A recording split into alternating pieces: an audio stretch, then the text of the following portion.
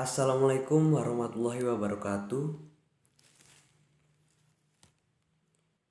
Kami dari kelompok 10 akan menjelaskan tentang sistem pendidikan nasional dalam perspektif pendidikan Islam.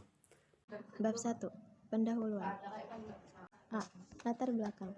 Pendidikan merupakan salah satu sarana paling efektif untuk membangun karakter suatu bangsa. Suatu bangsa.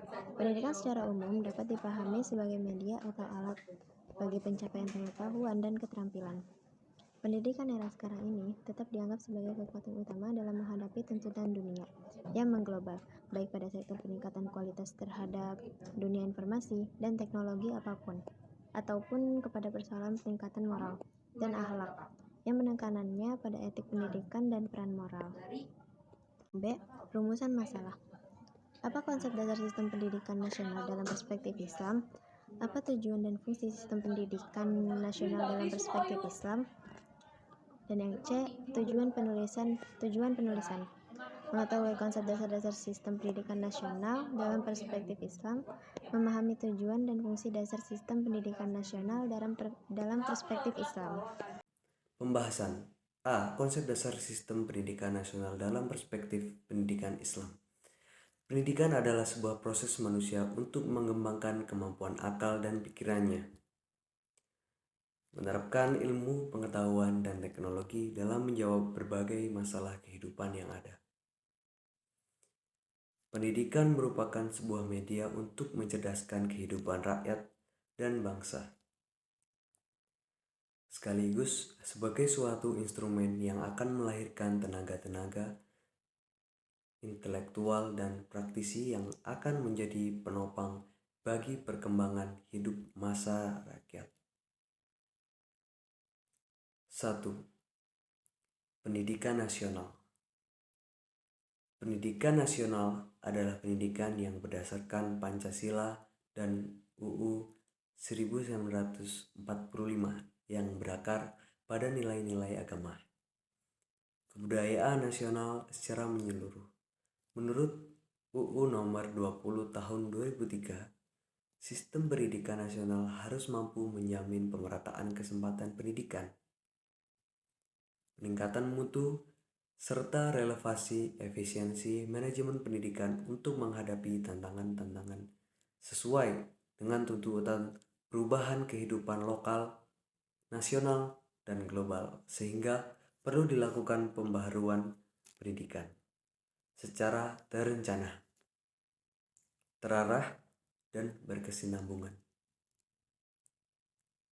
Berikut beberapa pendapat tokoh nasional tentang pendidikan nasional. 1. Menurut Ki Hajar Dewantara, Bapak Pendidikan Nasional Indonesia.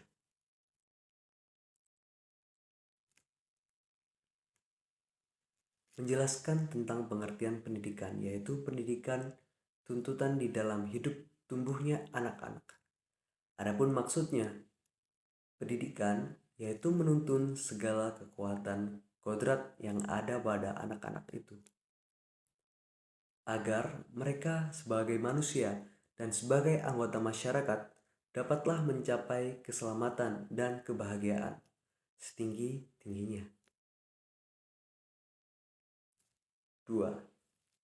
Menurut H. Horney, proses yang terus-menerus abadi dari penyesuaian yang lebih tinggi bagi makhluk manusia yang telah berkembang secara fisik dan mental, yang bebas dan sadar kepada Tuhan, seperti termanifestasi dalam alam sekitar.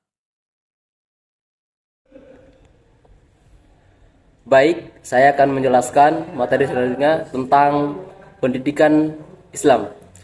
Pendidikan Islam adalah usaha orang dewasa muslim yang bertakwa secara sadar atau mengarahkan dan membimbing pertumbuhan serta perkembangan anak didik, menjadikan generasi muda bangsa ini mewarisi ilmu pengetahuan yang berwawasan Islam.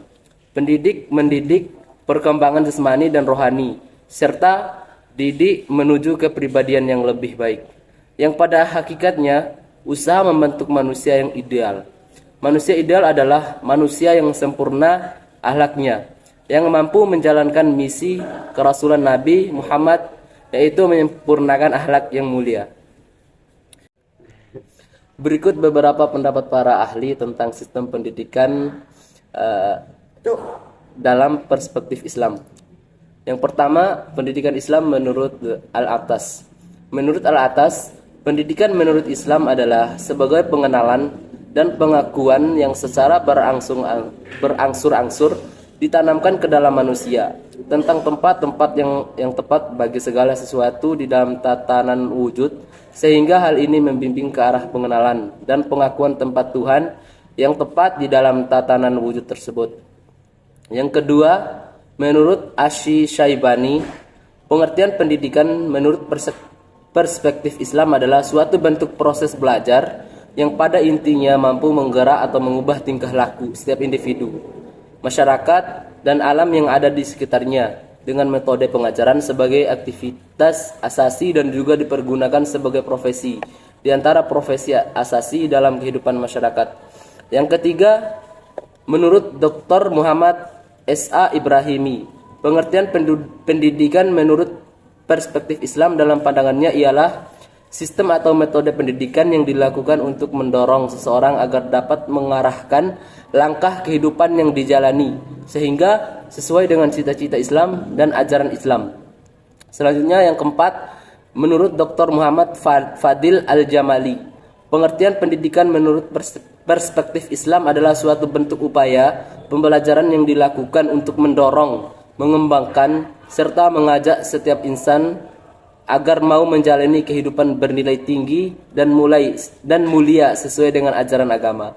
Yang kelima, menurut Abu Dinata, menurutnya definisi pendidikan menurut perspektif Islam adalah suatu bentuk bimbingan yang dilakukan secara sadar oleh tenaga pendidik sehingga mengajarkan pengetahuan yang sehat, baik jasmani dan rohani sesuai dengan ajaran dalam Islam.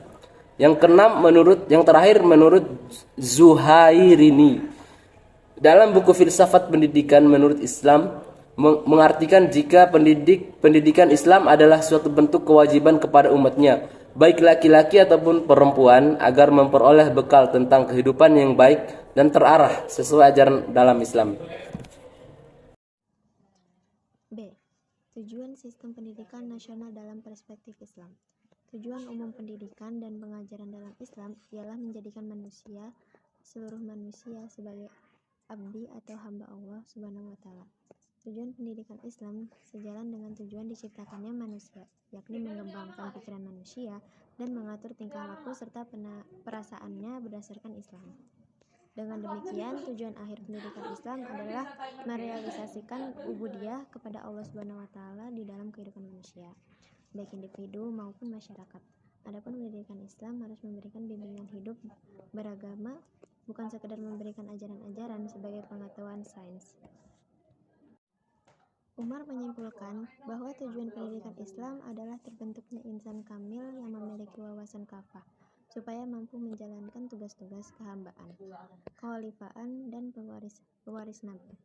12. Tujuan pendidikan Islam adalah menciptakan manusia sebagai hamba Allah yang memiliki kriteria dinamis, aktif, kreatif, dan selalu menghargakan kegiatannya untuk kesejahteraan umat yang dilandasi oleh pengabdian yang tulus kepada Allah Subhanahu wa Ta'ala. Berdasarkan uraian di atas, dapat dipahami bahwa tujuan pendidikan Islam adalah untuk mengembangkan potensi yang dimiliki manusia, supaya menjadi manusia yang mulia, memiliki karakter kepribadian Islami yang terlihat dari pola pikir dan pola sikap yang Islami, menguasai sakofah Islam, ilmu pengetahuan, dan teknologi berikut keahlian yang memadai dalam rangka menjalankan tugasnya sebagai hamba, kekhalifahan, dan pewaris Nabi. Selanjutnya, yang ketiga, tentang fungsi sistem pendidikan nasional dalam perspektif Islam. Fungsi pendidikan nasional maka dibutuhkan pendidikan yang dapat menumbuhkan karakter serta nilai-nilai agama dalam setiap proses pendidikan. Hal ini sejalan dengan Yunus Hasim Syam yang dikutip Fathul Jannah bahwa pendidikan merupakan masalah yang tidak pernah tuntas untuk dibicarakan. Mengapa? Karena pendidikan itu menyangkut persoalan tiap manusia dalam rangka memberi makna dan arah normal kepada eksistensi fitri manusia tersebut. Sehingga untuk membentuk manusia yang beriman, menjalankan nilai-nilai agama serta berakhlak mulia tidak mungkin terbentuk tanpa adanya peran agama.